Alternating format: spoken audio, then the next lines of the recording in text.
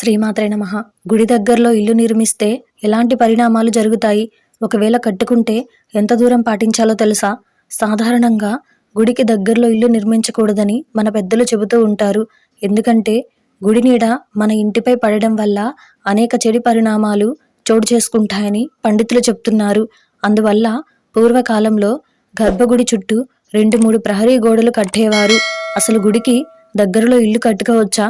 ఒకవేళ కట్టుకుంటే ఎలాంటి పరిణామాలు చోటు చేసుకుంటాయో ఇప్పుడు ఈరోజు ఈ వీడియోలో చూసి మనం వివరంగా తెలుసుకుందాం.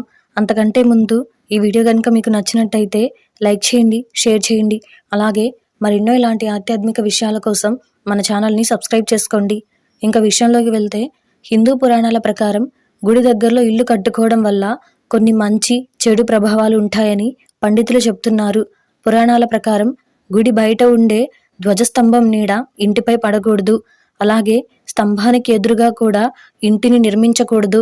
ముఖ్యంగా శివాలయానికి, అమ్మవారి ఆలయాలకు, గ్రామ దేవతల ఆలయాలకు దగ్గరలో ఎట్టి పరిస్థితుల్లో నిర్మించకూడదు.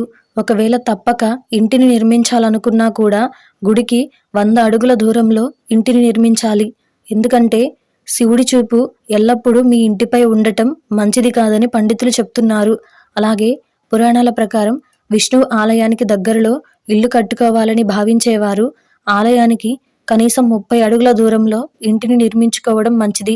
అలాగే కొన్ని శక్తి ఆలయాలకు దగ్గరలో కూడా ఇల్లు నిర్మించడం వల్ల ఇంట్లో చెడు పరిణామాలు చోటు చేసుకుంటాయి. అందువల్ల చెడు ఆలయాలకి దగ్గరలో ఇంటిని నిర్మించాలనుకునేవారు కనీసం 120 అడుగుల దూరంలో ఇంటిని నిర్మించుకోవడం మంచిది. అలాగే మిగిలిన దేవుడి ఆలయాల చుట్టూ ఇంటిని నిర్మించుకునేవారు కనీసం 100 అడుగుల దూరంలో ఇంటిని నిర్మించుకోవడం మంచిది. లేదా కుటుంబంలో తరచూ అనేక సమస్యలు ఎదురవుతూ ఉంటాయి. ముఖ్యంగా ఇంటిని నిర్మించుకున్న తర్వాత ఆలయం నీడ మన ఇంటిపై పడకుండా ఉండేలా చూసుకోవాలి.